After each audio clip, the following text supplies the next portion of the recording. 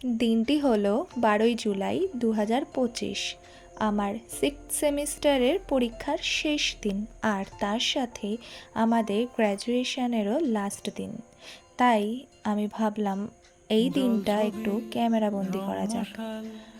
আমরা পরীক্ষা দিয়ে পেরিয়ে ঠিক করলাম যে সবাই মিলে একসাথে শেষবারের মতো কলেজে যাই। তো রীতিমতো আমরা সেই পথে রওনা দিলাম। রাস্তায় যেতে যেতে অনেক গল্পও হলো, হাসি ঠাট্টাও হলো। কেননা মাঝে আমরা অনেকদিন কলেজ যাইনি, সেটা মূলত পরীক্ষার কারণেই। তো এই কারণে এখন সবার সাথে দেখা হয়েছে আর পরীক্ষা শেষ হয়েছে, একটু গল্প হাসি ঠাট্টা মজা তো হবেই। তো এর মাঝেই ওই যে আমাদের কলেজ চলেও এলো। আমরা পৌঁছে গেলাম কলেজে। তারপর স্যার ম্যামের সাথে দেখা করলাম, আর সেখানে হলো একটা মজার বিষয়।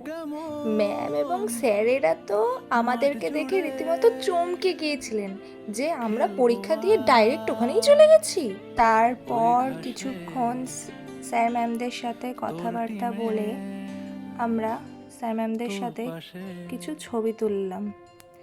তারপর গেলাম আমাদের সেই ছোট্ট ল্যাবটাতে, যা ন্যাকের টাইমে স্যার ম্যামদেরই সাহায্যে আমাদের হাতেই সেজে উঠেছিল।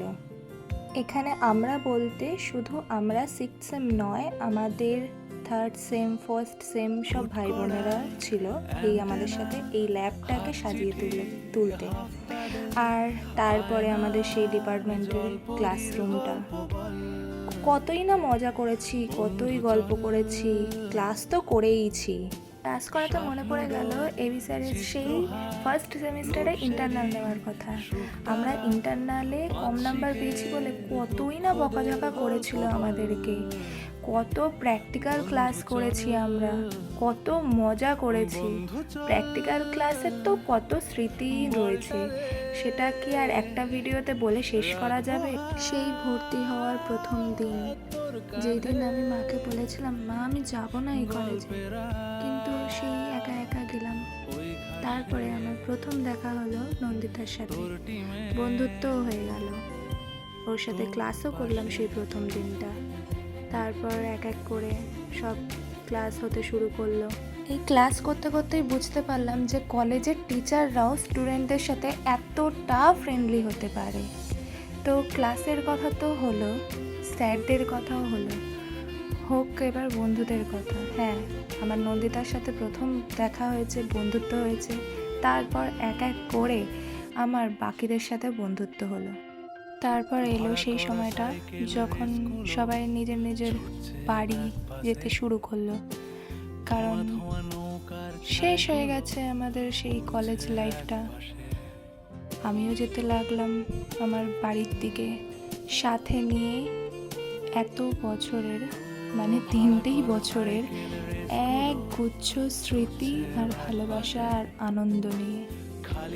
হ্যাঁ, এটা বলতেই হবে যে তোরা না থাকলে হয়তো এই কলেজ লাইফটা আমার এত ভালো করে, এত আনন্দ করে হয়তো কাটতো না, আর এই শেষ দিনটাতে হয়তো এতটা কষ্টও হতো না। যাই হোক, জীবন তো জীবনের মতো চলবেই। তোরা ভালো থাক, লাইফে নিজেদের মতো ভালো করে সেটেল হ। আর একটাই কথা বলবো, থ্যাংক ইউ। মনে রাখিস আমাকে, ভুলে যাস না। গল্পেরা এই ঘাসে তোর টিমে তোর পাশে